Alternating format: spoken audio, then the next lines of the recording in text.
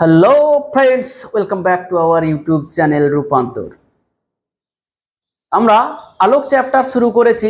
সেই আলোক চ্যাপ্টারেরই একটা গুরুত্বপূর্ণ টপিক আজকের এই লেকচারে আলোচনা করব। টপিকটা হচ্ছে প্রিজমের মধ্য দিয়ে আলোক রশ্মির প্রতিসরণ, অর্থাৎ প্রিজমের মধ্যে আলোক রশ্মির প্রতিসরণ কি রকম হয় এবং প্রিজমের বিভিন্ন বিষয় নিয়ে আমরা আজকের এই লেকচারটাতে আলোচনা করব। তো চলো শুরু করি। প্রিজম কি জেনে নিই। তো দেখো, প্রিজম আমার কাছে আপাতত প্রিজম নেই যে কিভাবে দেখাবো অ্যাকচুয়ালি প্রিজম জিনিসটা কি। তো এই রকম ভাবতে পারো যে এইটা হচ্ছে একটা প্রিজম, এইটা হচ্ছে একটা প্রিজম, এটা দেখতে পারো, এইটা হচ্ছে একটা প্রিজম। তাহলে দেখো প্রিজম কিভাবে গঠিত হয়েছে। দেখো, দুটো তল পরস্পর আনত ভাবে আছে। দেখো, এই একটা তল আর এই একটা তল, মানে এই তলটা এবং এই তলটা পরস্পর আনত ভাবে কি করেছে, একটা প্রতিসারক মাধ্যমের অংশ বিশেষ তৈরি করেছে। কাঁচের হতে পারে প্রিজম, বা অন্য কোনো প্রতিসারক মাধ্যমের প্রিজম হতে পারে। ঠিক আছে, তো এইটা আমি কাগজে সেটাকে মোটামুটি একটা আকৃতি দেওয়ার চেষ্টা করেছি। তো দেখো, একটা প্রিজমের কটা তল আছে বলো তো। এই নিচে যে তলটা আছে সেটাকে বলা হয় ভূমি। এইদিকে দেখো, এইটা হচ্ছে একটা তল, এই তলটার মধ্য দিয়ে আলোক রশ্মি প্রবেশ করে এবং এই যে তলটা দেখছো সেই তলটা দিয়ে আলোক রশ্মি বেরিয়ে যায়। এই তল দুটোকে বলা হয় প্রিজমের প্রতিসারক তল। দেখো, এই দিকে একটা আছে ত্রিভুজ আকৃতির তল এবং এই দিকে আছে একটা ত্রিভুজ আকৃতির তল।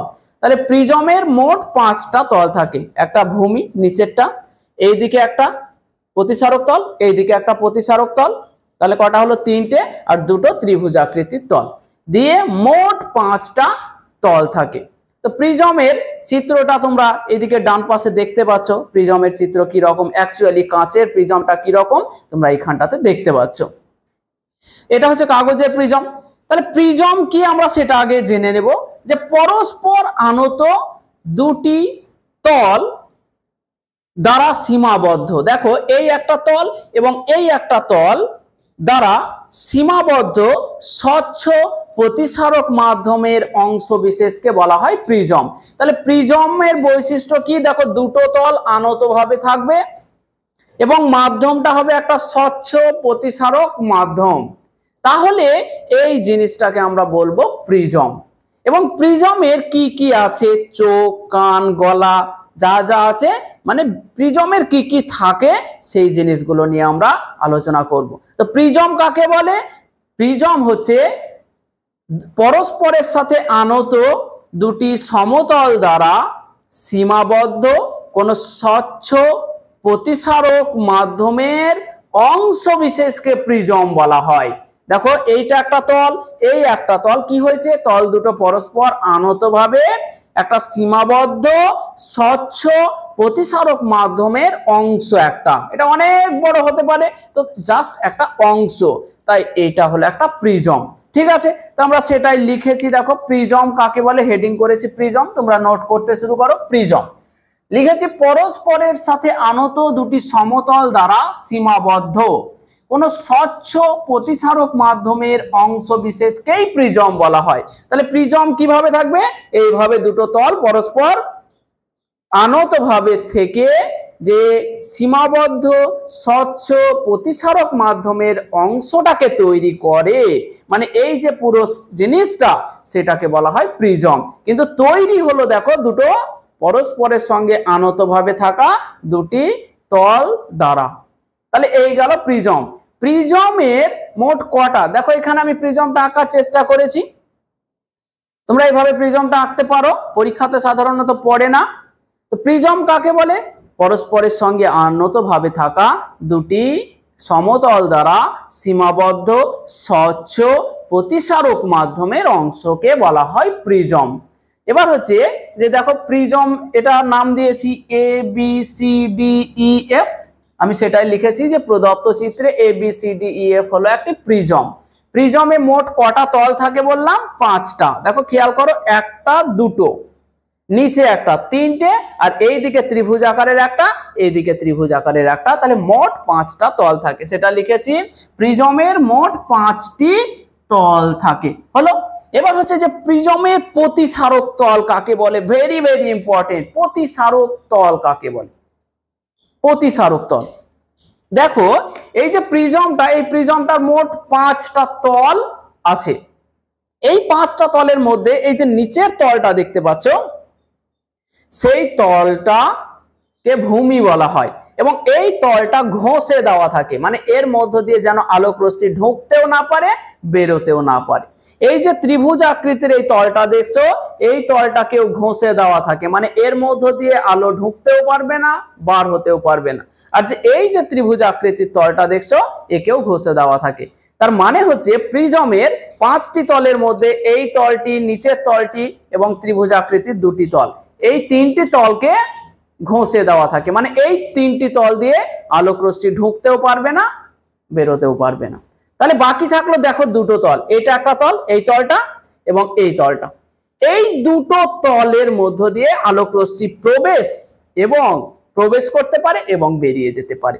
এই অর্থাৎ এই তল দুটির মধ্য দিয়েই আলোক রশ্মির প্রতিসরণ সম্ভব। সেই জন্য এই তল দুটিকে বলা হয় প্রতিসারক তল। বোঝা গেল প্রতিসারক তল কি? তাহলে কি বলবো? পরস্পরের সঙ্গে আনতভাবে থাকা যে দুটি তলের মধ্য দিয়ে আলোক রশ্মি প্রবেশ করতে এবং নির্গত হতে পারে, সেই তল দুটিকে বলা হয় প্রিজমের প্রতিসারক তল। মানে যে তল দুটি দিয়ে আলোক রশ্মি প্রবেশ করতে পারে এবং আলোক রশ্মি বেরোতে পারে, সেই তল দুটিকেই বলা হয় প্রিজমের প্রতিসারক তল। ক্লিয়ার? তাহলে সেটা আমরা লিখে দিয়েছি। দেখো আবার বলছি, পরস্পরে, তাহলে দেখো প্রতিসারক তল দুটো কি আছে, পরস্পরের সঙ্গে আনতভাবে এইভাবে আছে। তাহলে পরস্পরের সঙ্গে আনতভাবে থাকা যে দুটি তলের মধ্য দিয়ে আলোক রশ্মি প্রবেশ করতে পারে এবং নির্গত হতে পারে, সেই তল দুটিকে বলা হয় প্রিজমের প্রতিসারক তল।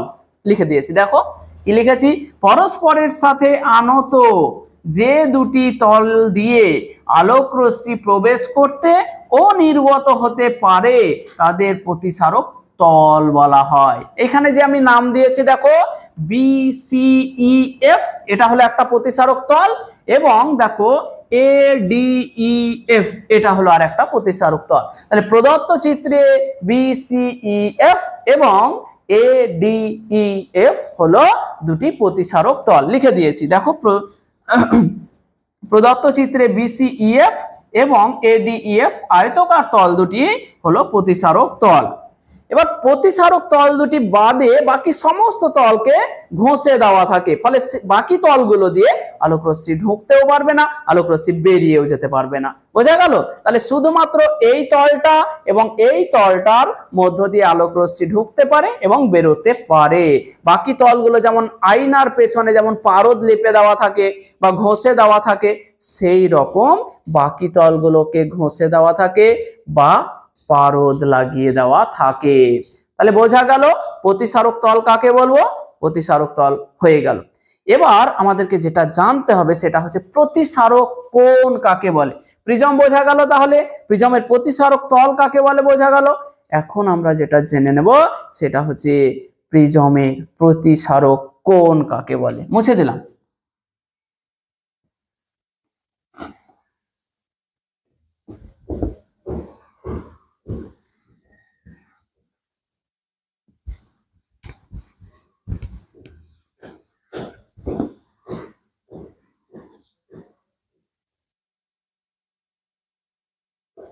প্রিজমের প্রতিসারক কোণ, প্রিজমের প্রতিসারক কোণ কি, প্রিজমের প্রতিসারক কোণ কাকে বলে? তাহলে দেখলাম যে প্রিজমের প্রতিসারক তল দুটো কি অবস্থায় আছে, পরস্পরের সঙ্গে আনতভাবে আছে। দেখো এটা একটা প্রতিসারক তল, এটা হলো আরেকটা প্রতিসারক তল, এবং এই প্রতিসারক তল দুটি পরস্পরের সঙ্গে আনতভাবে আছে। প্রিজমের প্রতিসারক তল দুটির মধ্যবর্তী যে কোণ উৎপন্ন করে থাকে সেই কোণটাকে বলা হয় প্রিজমের প্রতিসারক কোণ। ঠিক আছে, প্রিজমের প্রতিসারক কোণ। তাহলে কি বলবো? প্রিজমের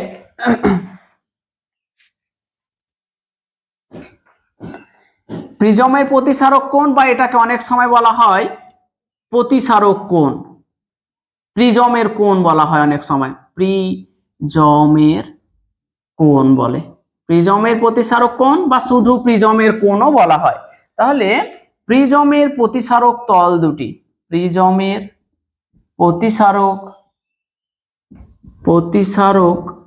তল দুটি পরস্পরের সাথে যে কোণে নত থাকে তাকে প্রিজমের প্রতিসারক কোণ বলে। কি বললাম? প্রিজমের প্রতিসারক তল দুটি, মানে দেখো BCEF এবং ADEF, এই তল দুটো দেখো এই কোণে নত আছে পরস্পরের সাথে। এই যে কোণে নত আছে সেটাকেই বলা হয় প্রিজমের প্রতিসারক কোণ। প্রদত্ত চিত্রে AFB, কোণ AFB হলো প্রিজমের প্রতিসারক কোণ।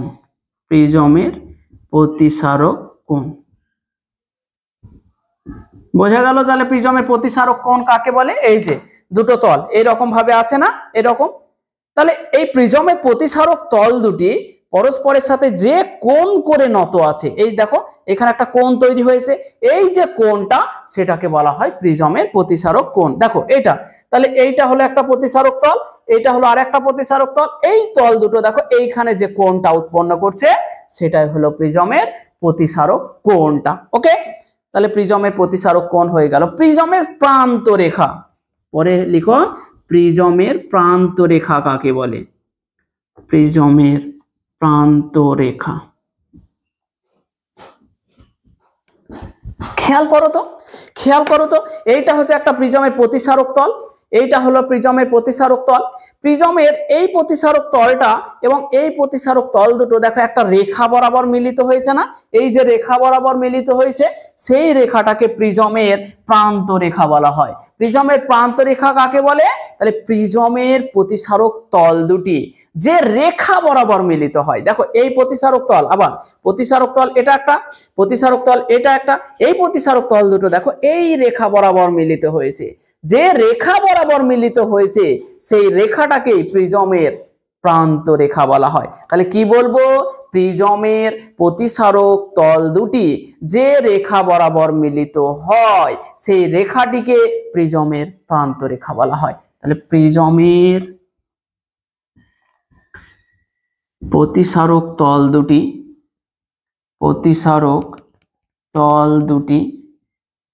যে রেখা বরাবর মিলিত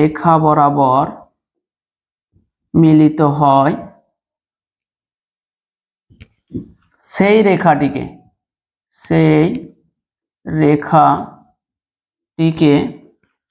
প্রিজমের প্রান্ত রেখা বলা হয়। প্রান্ত রেখা বলে, প্রিজমের প্রান্ত রেখা বলে। তাহলে দেখো তো এই যে EF, এই EF এইটাই হলো প্রিজমের প্রান্ত রেখা। EF প্রদত্ত চিত্রে EF হলো প্রিজমের প্রান্ত রেখা।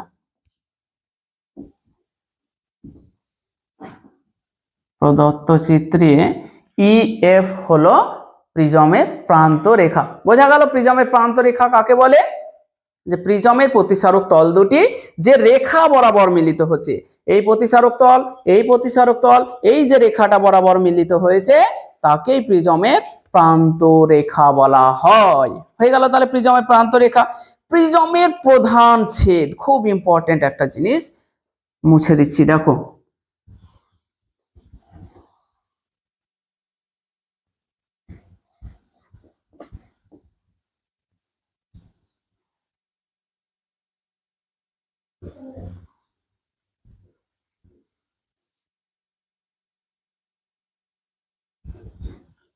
প্রিজমের প্রধান ছেদ।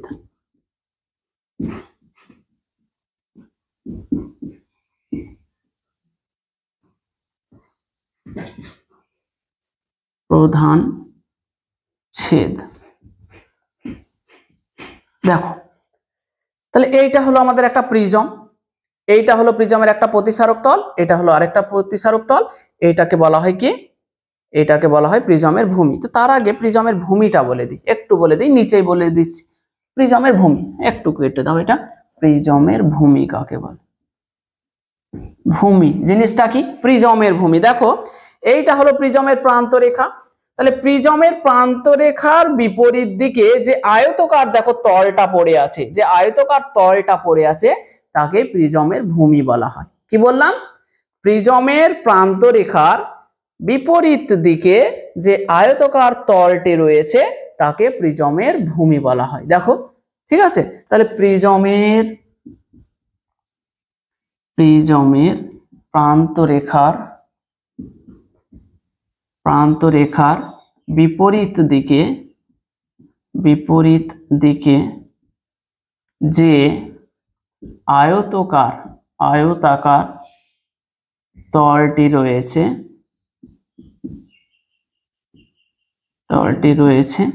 তাকে প্রিজমের ভূমি বলে। প্রদত্ত চিত্রে দেখো এ বি সি ডি, এই যে ভূমিটা নিচে আছে সেটি হলো প্রিজমের ভূমি। প্রদত্ত চিত্রে এ বি সি ডি হলো প্রিজমের ভূমি, প্রিজমটির ভূমি,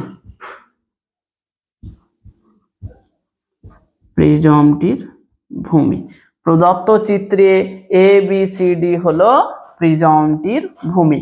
ওকে, এবার প্রিজমের প্রান্ত রেখা, প্রিজমের প্রধান ছেদ, প্রিজমের প্রধান ছেদ। প্রিজমের প্রধান ছেদ কাকে বলে? দেখো এইটা হলো প্রিজমের প্রান্ত রেখা, এই প্রান্ত রেখার সঙ্গে লম্বভাবে অবস্থিত কোন তল প্রিজমটিকে যে ত্রিভুজাকার ছেদে বিভক্ত করে। দেখো এরকম আছে তো প্রিজমটা, এরকম করে যদি আমি একটা ছুরি দিয়ে এভাবে কাটতে লাগি তাহলে কি হবে বলতো? একটা পিস বেরিয়ে যাবে, আবার একটা পিস বেরিয়ে যাবে। এই যে পিসগুলো বেরিয়ে আছে সেগুলোকেই প্রিজমের প্রধান ছেদ বলা হয়। তাহলে কি বলবো? যে প্রিজমের প্রান্ত রেখার সঙ্গে লম্বভাবে অবস্থিত কোন তল, দেখো এই আমার হাতটা একটা তল, এই তলটা যদি এইভাবে বসানো হয় তাহলে প্রিজমটাকে কেটে দেওয়া হবে, তাহলে কেটে দেওয়া হলে যে অংশটা পাওয়া যাবে তাকেই বলা হয় প্রিজমের প্রধান ছেদ। তাহলে সংজ্ঞাটা কি বলবো? প্রিজমের প্রান্ত রেখার সঙ্গে লম্বভাবে অবস্থিত কোন তল প্রিজমটিকে যে ত্রিভুজ আকার ছেদে বিভক্ত করে। দেখো যে অংশগুলো পাবো আমি এভাবে যদি কাটতে থাকি সব দেখো ত্রিভুজ আকার অংশ পাবো, তাই না? তাহলে যে ত্রিভুজ আকার অংশগুলোকে পাওয়া যায় বা যে ত্রিভুজ আকার ছেদ পাওয়া যায় তাকেই প্রিজমের প্রধান ছেদ বলা হয়। তাহলে লেখো প্রিজমের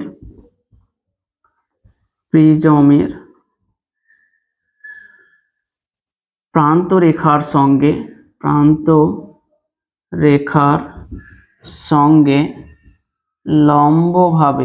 লম্বভাবে অবস্থিত কোন তল প্রিজমটিকে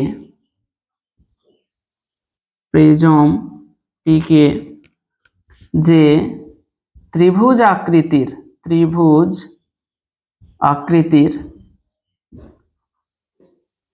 ছেদে বিভক্ত করে তাকে প্রিজমের প্রিজমের প্রধান ছেদ বলে, তাকেই প্রিজমের প্রধান ছেদ বলে। লিখেছি দেখো, প্রিজমের প্রান্তরেখার সঙ্গে লম্বভাবে অবস্থিত কোনো তল প্রিজমটিকে যে ত্রিভুজ আকৃতির ছেদে বিভক্ত করে তাকে প্রিজমের প্রধান ছেদ বলা হয়। তাহলে দেখো তো, এই যে আমি কাটলাম, এই যে কাটলাম এইভাবে, তাহলে একটা করে ত্রিভুজ পাবো, দেখো এইভাবে। তাহলে এইখানে যদি আমি এটাকে বোর্ডে ছবিটা আঁকতে চাই তাহলে কি রকম হবে বলো তো? এইরকম হবে না, একটা ছেদ, এইটা হলো প্রিজমের প্রধান ছেদ। তাহলে দেখো এইভাবে আছে, তো এইভাবে তুমি দেখো সামনের দিকে, তো তোমাকে দেখে একটা শুধু ত্রিভুজ মনে হবে, যদিও এইদিকে তল আছে কিন্তু সামনে থেকে দেখলে মনে হবে ত্রিভুজ। তো প্রদত্ত চিত্রে এখানে আমি নাম দেবো একে এ বি এবং সি। প্রদত্ত চিত্রে এ বি সি হলো প্রিজমের প্রধান ছেদ। এই যে চিত্রটা, এই চিত্রটা থেকে পাশের চিত্রে, এটা আলাদা চিত্র, হ্যাঁ এই চিত্রটা আউট হয়ে গেছে, এর কাজ নেই আর। তাহলে প্রদত্ত চিত্রে পাশের চিত্রটা আঁকো। প্রদত্ত চিত্রে এ বি সি হলো প্রিজমের প্রধান ছেদ। বোঝা গেল? তাহলে এই গেল আমাদের প্রিজমের যা যা হয়, প্রিজম কাকে বলে, প্রিজমের প্রতিসারক তল কাকে বলে, প্রিজমের প্রান্তরেখা কাকে বলে, প্রিজমের প্রধান ছেদ কাকে বলে, প্রিজমের ভূমি কাকে বলে, সমস্ত কিছু আমরা জেনে ফেলেছি। এবার যেটা জানবো, প্রিজমের ব্যাপারে সমস্ত কিছু জানা হয়েছে, এবার যেটা জানবো সেটা হচ্ছে প্রিজমের মধ্য দিয়ে আলোক রশ্মির প্রতিসরণ। আলোক রশ্মির প্রতিসরণ কি রকম হবে সেটা আমরা আলোচনা করব। তাহলে হেডিং করব প্রিজমের প্রধান ছেদ বরাবর আলোক রশ্মির প্রতিসরণ। ঠিক আছে, মুছে দিচ্ছি।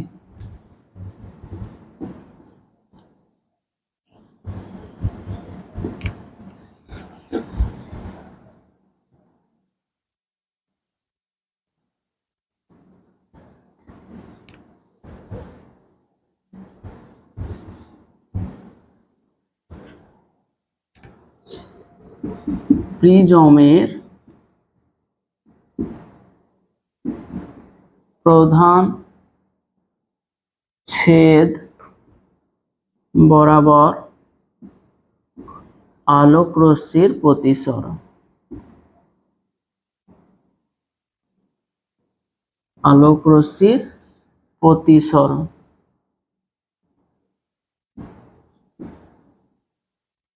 দেখো, প্রিজমের প্রধান ছেদ বরাবর আলোক রশ্মির প্রতিসরণ কি রকম হবে সেটা আমরা আলোচনা করব। তাহলে প্রথমে আমাদেরকে যেটা করতে হবে সেটা হলো একটা প্রধান ছেদ এঁকে নিতে হবে প্রিজমের।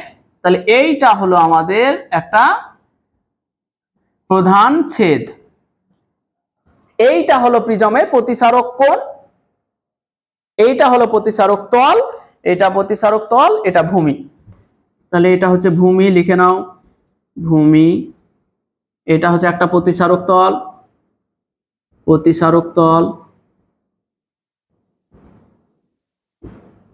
এইটা হচ্ছে একটা প্রতিসারক তল,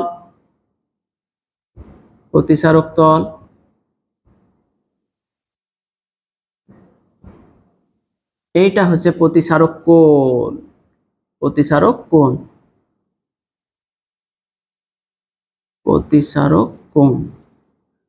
প্রিজমের প্রতিসারক কোণকে ক্যাপিটাল এ দ্বারা লেখা হয়। অন্য জায়গায় যেমন তোমরা থিটা, আলফা, বিটা, গামা এগুলো লিখে রাখো, কোণকে বোঝাতে থিটা লিখো। এইখানে কি করব, প্রিজমের প্রতিসারক কোণকে বোঝানোর জন্য আমরা ক্যাপিটাল এ বোঝাবো, ক্যাপিটাল এ লিখবো। প্রিজমের প্রতিসারক কোণকে ক্যাপিটাল এ অক্ষর দ্বারা লিখবো। ঠিক আছে, এই ছবিটা তোমরা একবার এঁকে নাও। দিয়ে আমরা এবার প্রিজমের প্রধান ছেদ বরাবর আলোক রশ্মির প্রতিসরণটা দেখাবো। যে কোনো একটা প্রতিসারক তলে আলোক রশ্মি যদি এসে পড়ে তাহলে আলোক রশ্মিটার প্রতিসরণ কি রকম হবে, অর্থাৎ প্রিজমের মধ্য দিয়ে কিভাবে যাবে এবং ওইদিকে কিভাবে নির্গত হবে সেটা দেখব। তাহলে এই ছবিতে যেগুলো আমি লিখেছি সেগুলো এবার মুছে দিচ্ছি, বুঝেছো? তোমরা কিন্তু এই ছবিটা আলাদা আঁকবে এবং তারপরে আবার আমি যে ছবিটা দাঁড় করাচ্ছি সেটা আঁকবে। এই ছবিটা আঁকো, তোমরা এই ছবিটা আঁকো, এই কোণটা হচ্ছে এ কোণ, বাস এই ছবিটা আঁকো আলাদা করে, এই ছবিটা হলো। এখন প্রিজমে আমরা আলোক রশ্মির প্রতিসরণ দেখাবো। তাহলে ধরো এইখানে একটা আলোক রশ্মি এসে আমার পড়লো, আলোক রশ্মিটা এইভাবে এসে পড়লো, ওকে, তির্যক ভাবে এসে পড়লো। এখন প্রিজমটা যদি না থাকতো তাহলে আলোক রশ্মিটা কোথায় যেত বলতো? এইভাবে আলোক রশ্মিটা বেরিয়ে চলে যেত, ডট ডট করে দিয়েছি, চলে যেত। এখন প্রিজমটা থাকার ফলে দেখো আলোক রশ্মিটা কোথা থেকে এলো? বায়ু মাধ্যম থেকে এলো, দিয়ে কাঁচের ভিতরে ঢুকছে, তাহলে লঘু মাধ্যম থেকে ঘন মাধ্যমে যাচ্ছে। এবার আমরা জানি যে যখন আলোক রশ্মি লঘু মাধ্যম থেকে ঘন মাধ্যমে যায় তখন প্রতিসৃত রশ্মিটি অভিলম্বের দিকে বেঁকে চলে আসে, এইরকম। এইদিকে আমি দেখিয়েছি, আগের লেকচারেও দেখিয়েছি।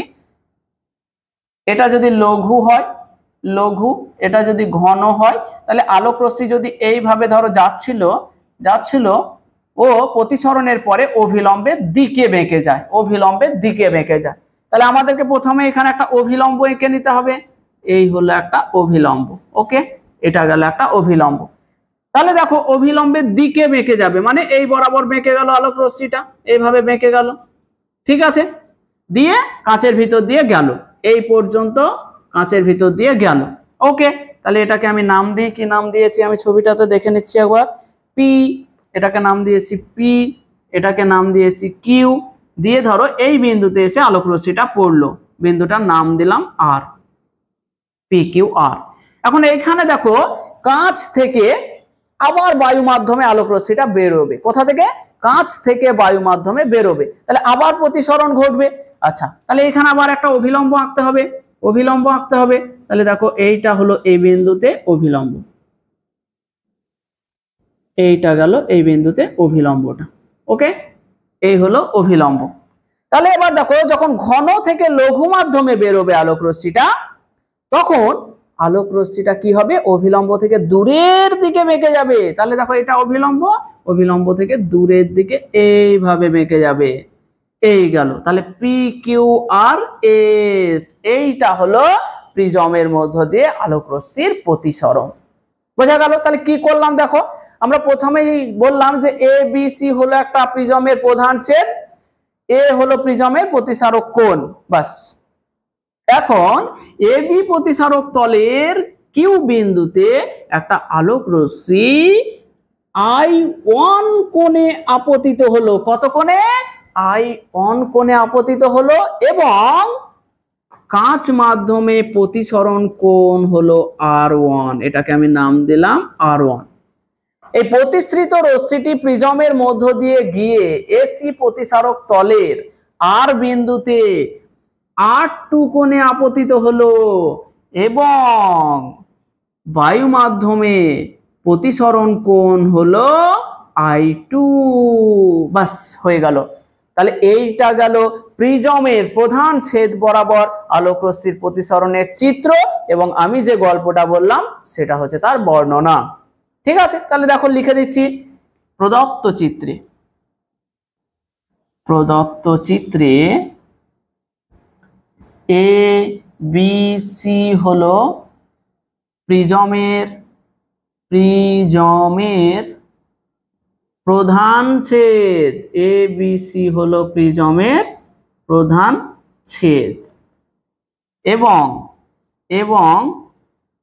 কোণ বিএসি সমান এ হলো প্রিজমের প্রতিসারক কোণ, ওকে। এটুকু বলতে তো কারো সমস্যা নাই। বললাম যে এ বি সি হলো প্রিজমের একটি প্রধান ছেদ, এবং এই কোণটা বিএসি হলো প্রিজমের প্রতিসারক কোণ, এবং সেই কোণটাকে আমরা বললাম যে ক্যাপিটাল এ অক্ষর দ্বারা লিখব।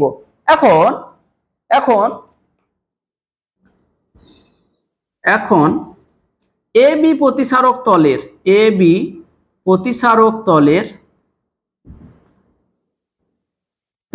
কিউ বিন্দুতে একটি আলোক রশ্মি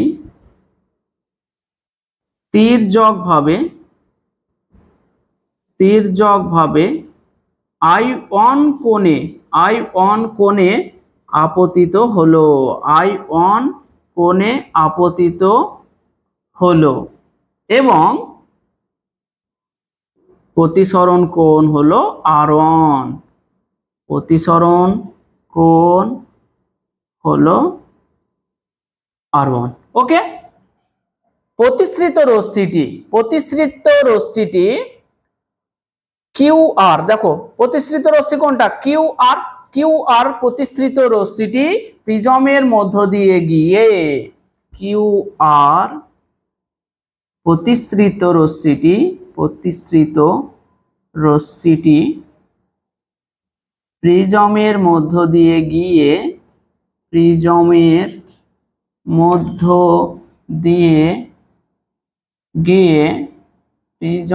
মধ্য দিয়ে গিয়ে AC প্রতিসারক তলের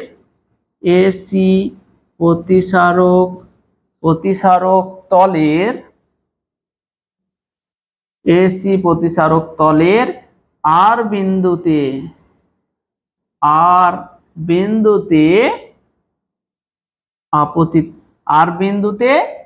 R2 কোণে আপতিত হলো এবং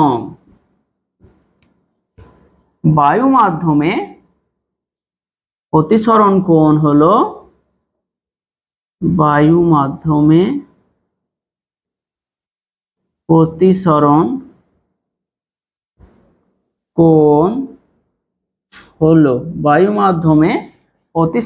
কোণ হলো I2। তাহলে এই গেল প্রিজমের প্রধান ছেদ বরাবর আলোক রশ্মির প্রতিসরণের চিত্র এবং এইটা হলো তার বর্ণনা।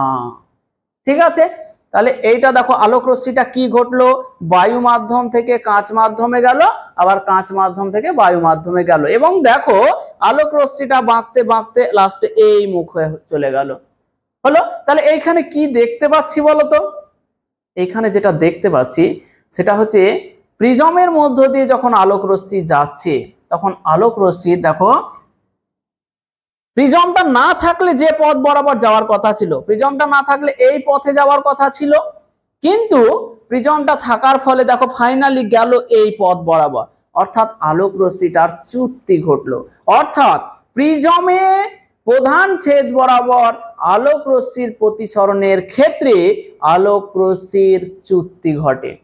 প্রিজমের প্রধান ছেদ বরাবর আলোক রশ্মির প্রতিসরণের ক্ষেত্রে আলোক রশ্মিটির চ্যুতি ঘটে। তাহলে চ্যুতি কত ঘটছে সেটা আমাদেরকে দেখতে হবে। হলো,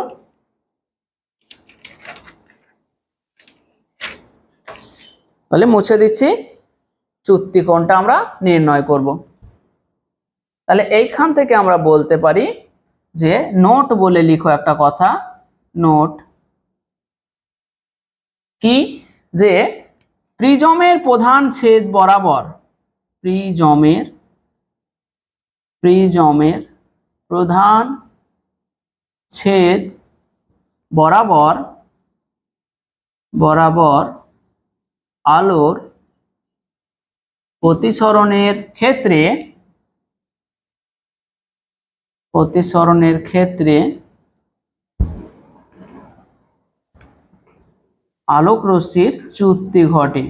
আলোক রশ্মির চ্যুতি ঘটে, আলোক রশ্মির চ্যুতি ঘটে। তাহলে আমরা এবার আলোক রশ্মির চ্যুতির মানটা নির্ণয় করব। তো চ্যুতি কোণ নির্ণয়ের জন্য আমরা এই ছবিটা এঁকে নিয়েছি। প্রধান ছেদে, প্রিজমের প্রধান ছেদ বরাবর আলোক রশ্মির প্রতিসরণ কি রকম হয় সেটা এই চিত্রে আমরা দেখালাম এবং ব্যাখ্যা করলাম, বর্ণনা করলাম, ওটা একটা পার্ট চলে গেল কোশ্চেনের। এখন হচ্ছে যে প্রিজমের প্রধান ছেদ বরাবর আলোক রশ্মির প্রতিসরণের ক্ষেত্রে চ্যুতি কোণের মান নির্ণয় করো। তাহলে এইখান থেকে আমরা শুরু করব যে ABC হলো একটা শুরু তো আগেই করেছি। তো প্রদত্ত চিত্রে প্রিজমের প্রধান ছেদ বরাবর আলোক রশ্মির প্রতিসরণ দেখানো হয়েছে, মানে এই যে প্রতিসরণটা দেখিয়েছি সেটা বলে দিলাম। এখন প্রিজমটি না থাকলে দেখো তো আলোক রশ্মিটা কোন দিকে যেত, আলোক রশ্মিটা পি কিউ, আলোক রশ্মিটা যদি প্রিজমটা না থাকতো তাহলে সোজা এই পথে চলে যেত, কিন্তু প্রিজমটা থাকার ফলে এখানে আলোক রশ্মিটা কিছুটা বেঁকে গেল। আবার এই প্রতিসরক তলে প্রতিসরণের সময় আবার কিছুটা বেঁকে গেল। কি দাঁড়ালো তাহলে, প্রিজমটা থাকার জন্য আলোক রশ্মির অভিমুখ দুবার পরিবর্তন হলো। এর ফলে আলোক রশ্মির কিছু চ্যুতি ঘটলো, অর্থাৎ আলোক রশ্মিটার যে পথ বরাবর যাওয়ার কথা ছিল এবং যে পথ বরাবর গেল, এই দুইয়ের মধ্যবর্তী যে কোণটা, দেখো যাওয়ার কথা ছিল এই দিকে আর গেল এই দিকে, তাহলে এই দুইয়ের মধ্যবর্তী যে কোণটা সেটাকে চ্যুতি কোণ বলা হয়। এই চ্যুতি কোণের মানটাকে আমাদের নির্ণয় করতে হবে। বোঝা গেল? তাহলে আমরা সেটাই লিখেছি যে আলোক রশ্মিটার যাওয়ার কথা ছিল পিই পথ বরাবর, আর প্রিজমের প্রতিসরণের জন্য ফাইনালি গেল ডিএস পথ বরাবর। তাহলে এখানে যে চ্যুতি কোণটা ঘটলো সেটা কত, ইডিএস। ইডি, এই যে কোণটা দেখতে পাচ্ছ এই কোণটা হলো তার চ্যুতি কোণ। দেখো যাওয়ার কথা ছিল এই পথে আর গেল এই পথে, তাহলে এখানে চ্যুতি কোণটা হলো, এই চ্যুতি কোণটাকে আমরা ডেল্টা ইডিএস সেটা লিখেছি। দেখো প্রিজমটি না থাকলে আলোক রশ্মিটি পিই পথে যেত, কিন্তু প্রিজম দ্বারা প্রতিসরণের জন্য আলোক রশ্মিটি ডিএস পথে গেছে। ডিএস, এই যে ডিএস পথে গেছে। ওকে, অতএব আলোক রশ্মির চ্যুতি হয়েছে ডেল্টা সমান ইডিএস, ডেল্টা সমান কোণ ইডিএস। অতএব চ্যুতি কোণ, আমরা চ্যুতি কোণটা বার করব। চ্যুতি কোণ ডেল্টা সমান কোণ ইডিএস, ইডিএস। এবার দেখো এটা হচ্ছে আপতন কোণ, এখানে হচ্ছে এটা প্রতিসরণ কোণ। আবার দ্বিতীয় প্রতিসারক তলে R2 হলো আপতন কোণ এবং I2 হলো প্রতিসরণ কোণ। এই I1, I2 এবং প্রিজমের প্রতিসারক কোণ, এই তিনটের আকারে আমরা চ্যুতি কোণটাকে বার করব। ফাইনাল যে ফর্মুলাটা আসবে খুব সহজ আসবে। তাহলে দেখো আমরা কিভাবে এটা করতে পারি। এই যে কোণ ইডিএস, এটা দেখো ত্রিভুজ কিউআরডি এর বহিস্থ কোণ। এখন কোন ত্রিভুজের যদি এইরকম, ত্রিভুজটা দেখো এইরকম আছে, এটা হচ্ছে কিউআরডি এর এইটা হচ্ছে একটা বহিস্থ কোণ ডেল্টা।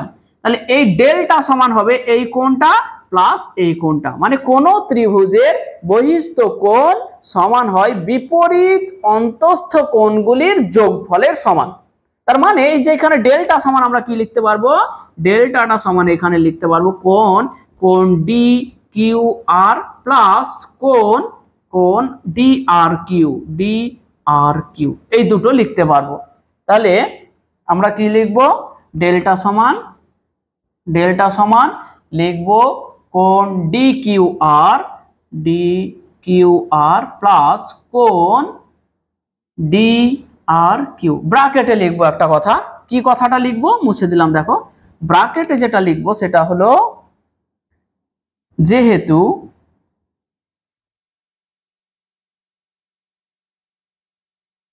কোণ ইডিএস হলো ত্রিভুজ ডিকিউআর এর বহিস্থ কোণ, তাই বহিস্থ কোণ আবার ত্রিভুজের বহিস্থ কোণ, কোন বহিস্থ কোণ সমান বিপরীত অন্তস্থ কোণের যোগফল, বিপরীত অন্তস্থ কোণের যোগফল হয়। প্রিজমের বহিস্থ কোণ সমান বিপরীত অন্তস্থ কোণের যোগফল হয়, সেটা লিখে দিলাম।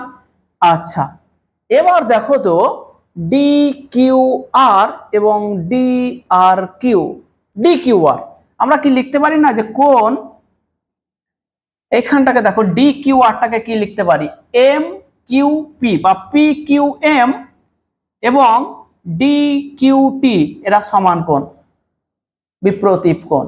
দেখো তাহলে এইখান থেকে আমি লিখতে পারছি, দেখো সমান, এইখানে আমি লিখবো I1 মাইনাস R1 এখানে লিখবো I2 মাইনাস R2। কি করে দেখো, আমি এবার লিখছি, এখানে যেহেতু বলে লিখবো আবার, যেহেতু কোণ এম কিউ বা কোণ পি কিউ এম সমান কোণ ডি কিউ আর প্লাস কোণ আর কিউ টি সমান কি হবে, এখানে দেখো পি কিউ এম মানে আপতন কোণ আই ওয়ান সমান ডি কিউ আরটাকে রাখলাম ডি কিউ আর প্লাস আর কিউ টি, দেখো আর কিউ টি এই যে আর ওয়ান প্রতিসরণ কোণ, তাহলে প্লাস আর ওয়ান, তাহলে এখানে আমরা কি পাচ্ছি, কোণ ডি কিউ আর সমান I one minus R one. দেখো এটাই ডাইরেক্ট লিখেছি I one minus R one দিয়ে যেহেতু বলে লিখে দিয়েছি। একইভাবে এই যে ডি আর কিউ সমান হচ্ছে I2 মাইনাস R2, এই ডি আর কিউ সমান হচ্ছে I2 মাইনাস R2 ওকে, তাহলে ওটাও লিখে দিচ্ছি। যেহেতু এটা পরে ওর নিচেই লিখবে তোমরা, যেহেতু এবং লিখবে এবং কোণ এন আর এস সমান কোণ ডি আর কিউ প্লাস টি আর কিউ দেখো ডি আর কিউ আমরা বার করব, তাহলে এন আর এস, দেখো এন আর এস মানে এটা হচ্ছে I2 সমান ডি আর কিউ রাখলাম ডি আর কিউ প্লাস টি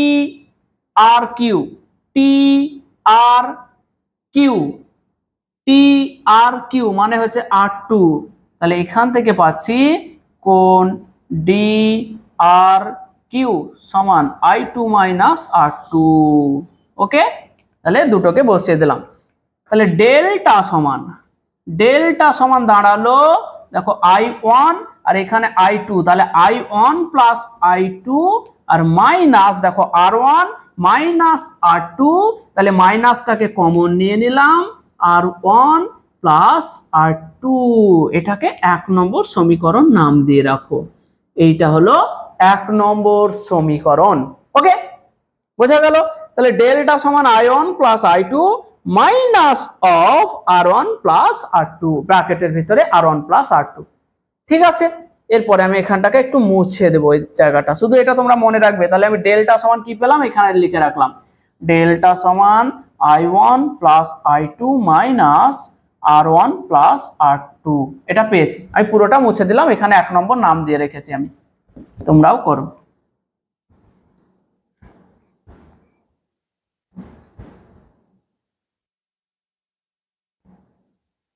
ঠিক আছে, মুছে দিলাম পুরোটাই।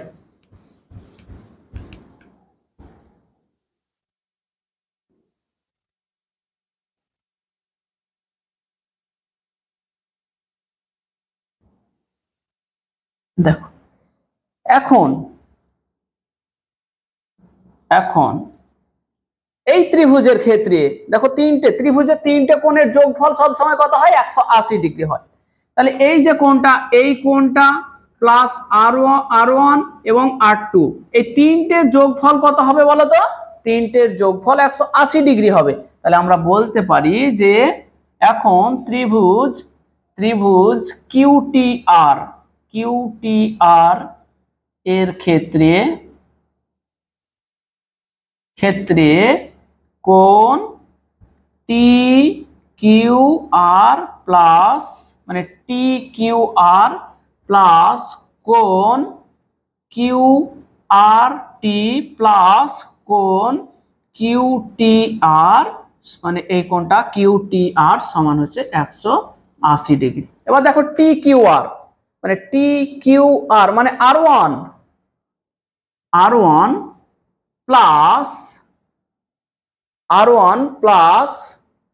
দেখো এই যে QRT মানে R2 প্লাস QTR সমান হচ্ছে 180 ডিগ্রি। ওকে, এটাকে আমি সমীকরণ 2 নম্বর নাম দিলাম। আবার দেখো এই যে একটা চতুর্ভুজ আছে না এখানে, এ কিউ টি আর, আবার আবার এ কিউ টি আর চতুর্ভুজ থেকে পাই কি পাচ্ছি দেখো তো, এই যে দেখো এটা কি, এমটি হচ্ছে একটা লম্ব, এসি এবি এর উপরে এমটি হচ্ছে একটা লম্ব। লম্ব মানে কি, এই যে এটা হচ্ছে এবি একটা তল, এই তলের উপরে এমটি লম্ব অবস্থায় আছে, লম্ব অবস্থায় আছে। বলেছি এমটি কি, এবি প্রতিসারক তলের উপরে লম্ব। তাহলে বলো তো এ কিউ টি এই কোণটা কত, এ কিউ টি কোণটা হচ্ছে 90 ডিগ্রি। আবার দেখো এই যে এনটি, এনটি এটা এসি প্রতিসারক তলের উপরে লম্ব, তাহলে এ আর টি এটাও হচ্ছে 90 ডিগ্রি, এটাও হচ্ছে 90 ডিগ্রি এবং এটাও হচ্ছে 90 ডিগ্রি, এই দুটো। তাহলে কোণ থেকে পাই এ কিউ, দেখো চতুর্ভুজের 4টি কোণের যোগফল 360 ডিগ্রি হয় সব সময়, এ কিউ টি একটা কোণ প্লাস কিউ টি আর, কিউ টি আর কোণ প্লাস এ আর টি কোণ, এ আর টি কোণ প্লাস দেখো কিউ এ আর কোণ, কিউ এ আর কোণ সমান হয়ে গেল 360 ডিগ্রি। এখন এ কিউ টি সমান কত, 90 ডিগ্রি, তাহলে 90 ডিগ্রি বা 90 ডিগ্রি প্লাস কিউ টি আর, কিউ টি আর রেখে দিলাম, কিউ টি আর প্লাস দেখো এ আর টি, এ আর টি আবার 90 ডিগ্রি, 90 ডিগ্রি প্লাস কিউ এ আর, দেখো কিউ এ আর এটাই তো প্রিজমের প্রতিসারক কোণটা এ, তাই নয়, কিউ এ আর এটা প্রিজমের প্রতিসারক কোণ, তাহলে এটাকে আমি কি লিখবো, এ সমান হলো 360 ডিগ্রি। কেন লিখবো, যেহেতু, যেহেতু লিখবো কি লিখবো, যেহেতু এ বি এর উপর এমটি লম্ব, এ বি ও এমটি লম্ব, তাই কোণ এ কিউ টি সমান 90 ডিগ্রি এবং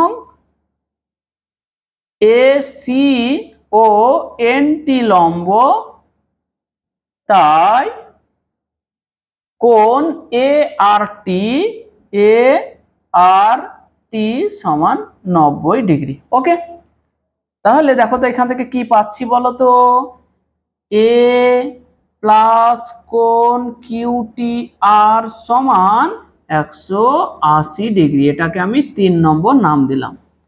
তাহলে দেখো তো 2 এবং 3 নম্বর সমীকরণ যদি আমি তুলনা করি, এরও ডান দিকে 180 ডিগ্রি, এরও ডান দিকে 180 ডিগ্রি, তাহলে কি পড়ে থাকছে, তুলনা করলে যেহেতু ডান দিক সমান আছে তাই বাম দিকে সমান হবে, তাহলে আমি বলবো 2 ও 3 নম্বর সমীকরণ তুলনা করে পাই।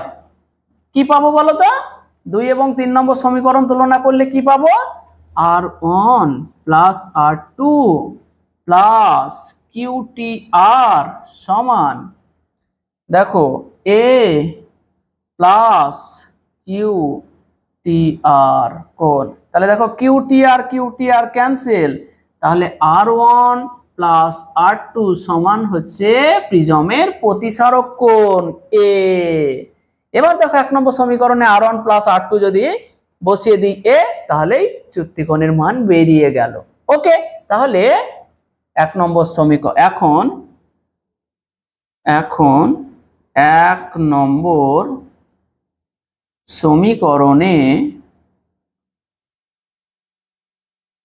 R1 প্লাস R2 সমান A বসিয়ে পাই ডেল্টা সমান I1 plus I2 minus A, এটি হলো প্রিজমে প্রতিসরণের জন্য আলোকরশ্মির চ্যুতিকোণের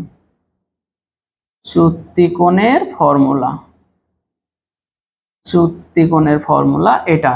ঠিক আছে, তাহলে দেখো তো যে আলোকরশ্মির প্রিজমে যখন আলোকরশ্মির প্রতিসরণ ঘটছে তখন আলোকরশ্মির যে চ্যুতিটা ঘটছে সেই চ্যুতিটা কোন কোন বিষয়ের উপরে নির্ভর করছে। দেখো I1 মানে আপতন কোণ, I2 মানে হচ্ছে নির্গমন কোণ। কিন্তু প্রমাণ করা যায় যে এই যে I2 নির্গমন কোণ সেটা কিন্তু আপতন কোণের উপরেই নির্ভর করে। আরেকটা জিনিসের উপরে নির্ভর করছে, দেখো চ্যুতিকোণটা, এই যে প্রিজমের প্রতিসারক কোণ মানে A, প্রিজমের প্রতিসারক কোণের উপরে নির্ভর করে। তাহলে কোন প্রিজমে আলোকরশ্মির চ্যুতিকোণের মান নির্ভর করে আপতন কোণের মান এবং প্রিজমের প্রতিসারক কোণের মানের উপর। ওকে হলো, তাহলে এটা গেল আমাদের চ্যুতিকোণের ফর্মুলা, পেয়ে গেলাম। তাহলে দেখো তো প্রিজমের প্রধান ছেদ বরাবর আলোকরশ্মির যে প্রতিসরণটা ঘটলো তার কি বৈশিষ্ট্য পেলাম। একটা আলোকরশ্মি যখন প্রিজমের মধ্য দিয়ে প্রতিসৃত হলো সেই প্রতিসরণের ক্ষেত্রে আমরা স্পেশাল 2-3টে বৈশিষ্ট্য দেখতে পাচ্ছি।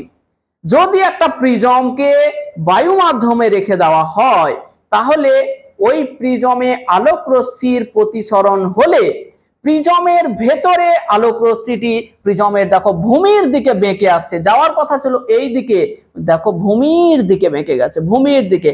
তাহলে আমরা কি বলবো, বায়ু মাধ্যমে রাখা কোনো প্রিজমের আলোকরশ্মির প্রতিসরণ ঘটলে আলোকরশ্মিটি প্রিজমের ভূমির দিকে বেঁকে যায়, ভূমির দিকে বেঁকে যায়। ওকে, 1 নম্বর বৈশিষ্ট্য। 2 নম্বর বৈশিষ্ট্যটা কি, যখন প্রিজমের মধ্য দিয়ে আলোকরশ্মির প্রতিসরণ হয় তখন আলোকরশ্মির চ্যুতি ঘটে এবং এই চ্যুতির মান হচ্ছে ডেল্টা সমান I1 plus I2 minus A। হলো, তাহলে আমরা এবার শুরু করি যে প্রিজমে আলোকরশ্মির প্রতিসরণের বৈশিষ্ট্য। মুছে দিচ্ছি এইখানটা।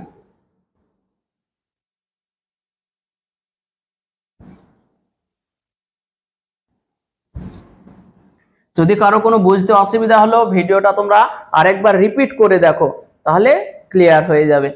এটা একটু জ্যামিতিক জায়গা তো, কোণের ব্যাপার আছে, তো তোমরা একটু পজ করে করে ভেবে ভেবে দেখো, তাহলে পুরোটা সহজ হয়ে যাবে একেবারে নিশ্চিত। আর এই কোশ্চেনটা কিন্তু মাধ্যমিকে পড়েই 3 নম্বরের, যে প্রিজমের প্রধান ছেদ বরাবর আলোকরশ্মির প্রতিসরণের চ্যুতিকোণের মান নির্ণয় করো। 3 নম্বরের কোশ্চেন এটা এবং মাধ্যমিকে পড়ার চান্স খুবই বেশি। হলো, প্রিজমের প্রধান ছেদ বরাবর আলোকরশ্মির প্রতিসরণের ক্ষেত্রে বা প্রতিসরণের বৈশিষ্ট্য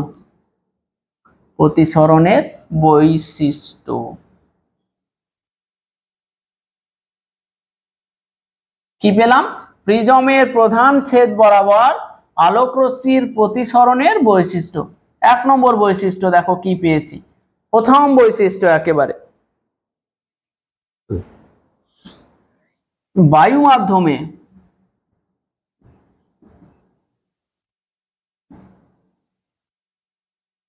থাকা প্রিজমে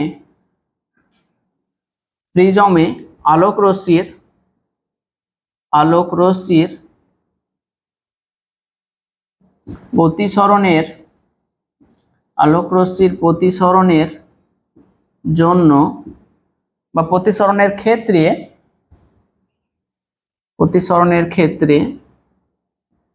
প্রতিসৃত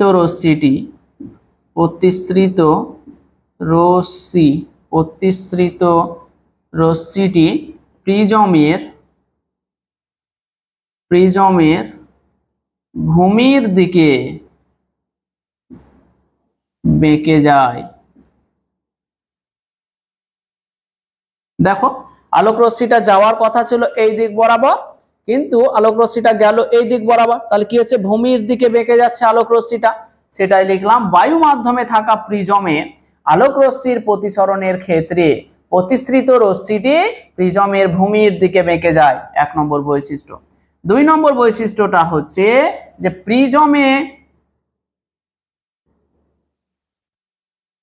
প্রিজমে আলোক রশ্মির প্রতিসরণের ক্ষেত্রে রশ্মিটির চ্যুতি ঘটে। চ্যুতিকোণের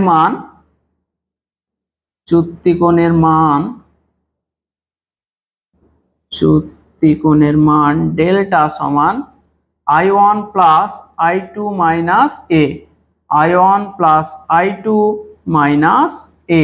3 নম্বর বৈশিষ্ট্যটা যে চ্যুতিকোণের মান আপতন কোণ এবং প্রিজমের প্রতিসারক কোণ এই দুটি বিষয়ের উপরে নির্ভর করে। চ্যুতিকোণের মান দুটি বিষয়ের উপর নির্ভর করে। এ হচ্ছে আপতন কোণের উপর মানে I1 এর উপর, এবং বি হচ্ছে প্রিজমের প্রতিসারক কোণের উপর। প্রিজমের প্রতিসারক কোণের উপর, আপতন কোণের উপর এবং প্রিজমের প্রতিসারক কোণের উপর, এই দুটো বিষয়ের উপর চ্যুতিকোণের মানটা নির্ভর করে। এই দুটো বিষয়ের উপর চ্যুতিকোণের মান নির্ভর করে। 1 নম্বর হচ্ছে আপতন কোণের উপর এবং 2 নম্বর হচ্ছে প্রিজমের প্রতিসারক কোণের উপর। এটা কিন্তু খুব ভালো কোশ্চেন যে চ্যুতিকোণের মান কোন কোন বিষয়ের উপরে নির্ভর করে।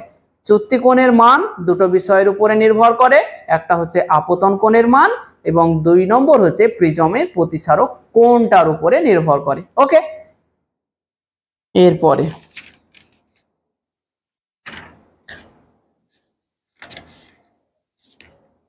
এবার যেটা আলোচনা করব সেটা কিন্তু আরো ইম্পর্টেন্ট। পুরোটা মুছে দিচ্ছি, এখানটা আমি একটা লেখচিত্র নিয়ে আলোচনা করব।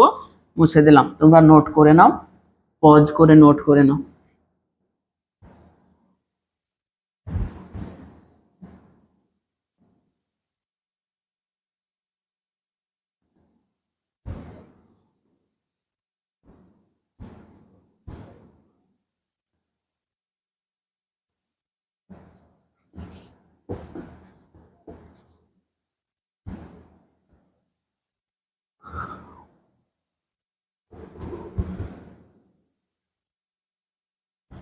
আপতন কোণ বনাম চ্যুতিকোণ লেখচিত্র।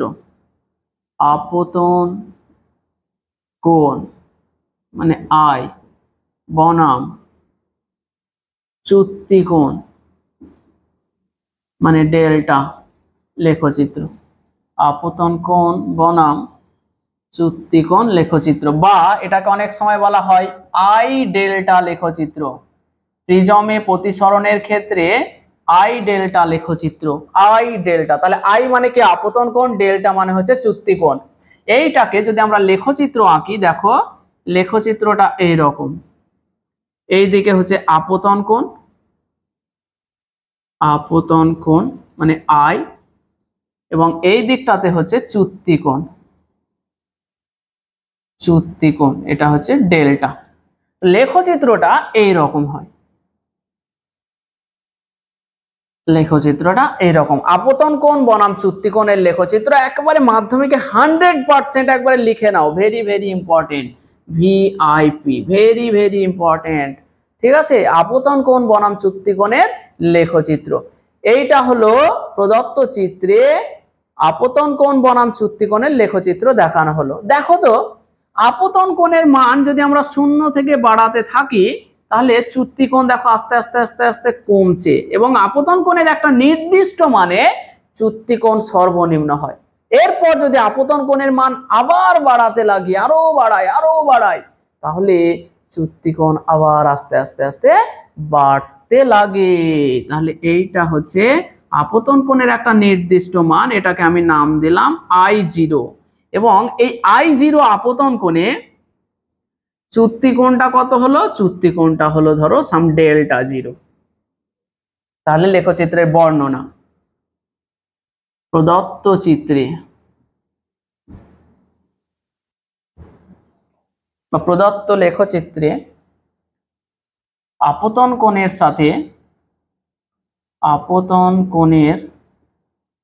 সাথে চ্যুতি কোণ কিভাবে পরিবর্তিত হয় সেটা দেখানো হয়েছে। কি দেখানো হয়েছে? যে আপতন কোণের মান যদি 0 ডিগ্রি থেকে বাড়ানো হয়, আপতন কোণের মান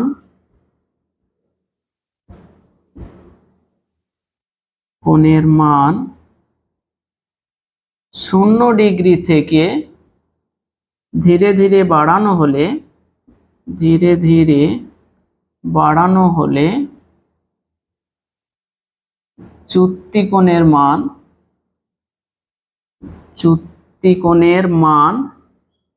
কমতে থাকে এবং আপতন কোণের একটি নির্দিষ্ট মানে চ্যুতি কোণ সর্বনিম্ন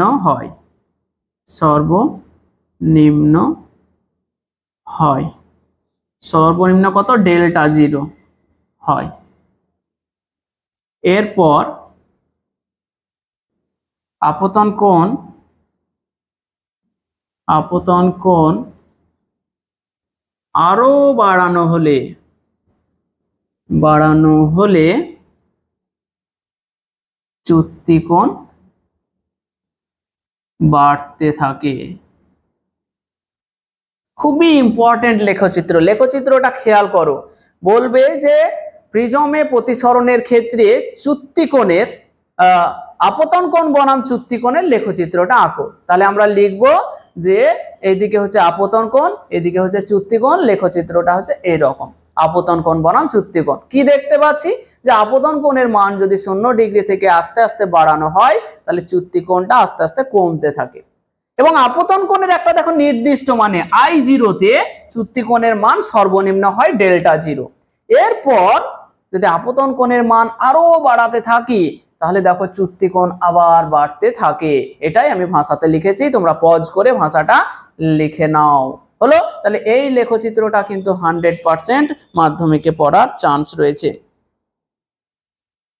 প্রিজমের ন্যূনতম চ্যুতির অবস্থান, তাহলে এইটা দেখো আমাদের প্রিজম ছিল।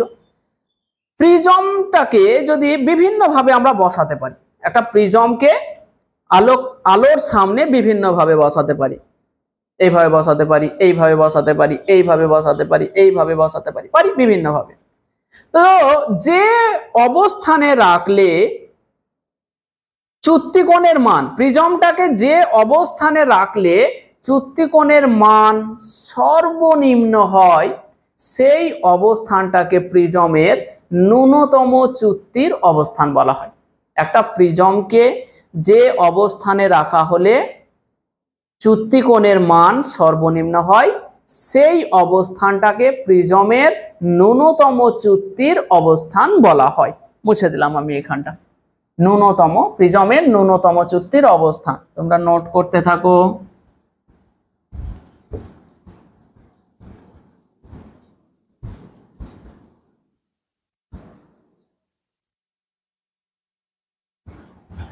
প্রিজমের ন্যূনতম চ্যুতির অবস্থান, প্রিজমের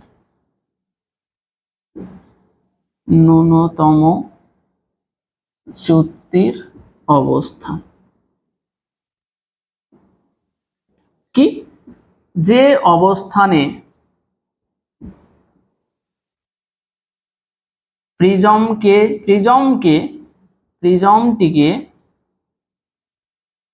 যে অবস্থানে রাখলে চ্যুতিকোণের মান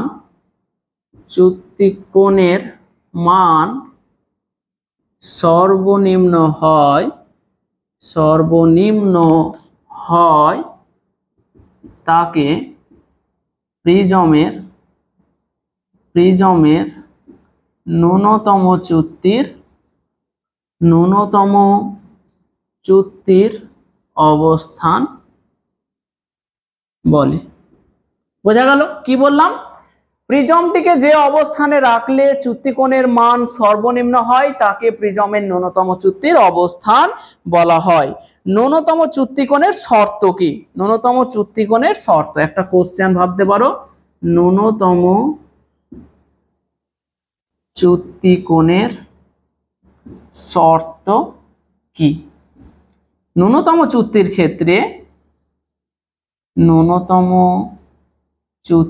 ক্ষেত্রে এই যে ছবিতে আমরা R1 R2 লিখেছিলাম, R1 সমান R2 হয়, R1 সমান R2 এবং I1 সমান I2 হয়। এই দুটো শর্ত ন্যূনতম চ্যুতির ক্ষেত্রে। এটা দেখো, প্রথম তলে প্রতিসরণ কোণ, এটা হলো দ্বিতীয় তলে আপতন কোণ, এটা হলো প্রথম তলে আপতন কোণ, দ্বিতীয় তলে প্রতিসরণ কোণ, এটা সমান হবে।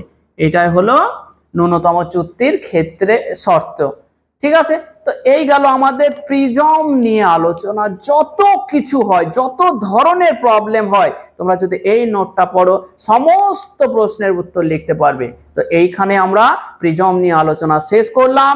পরের লেকচারে আরো গুরুত্বপূর্ণ টপিক নিয়ে আসছি, সেটা হচ্ছে লেন্স, এবং লেন্সে আলোর প্রতিসরণ কি রকম হয় সেটা আমরা পরের লেকচারে খুব ভালোভাবে আলোচনা করব।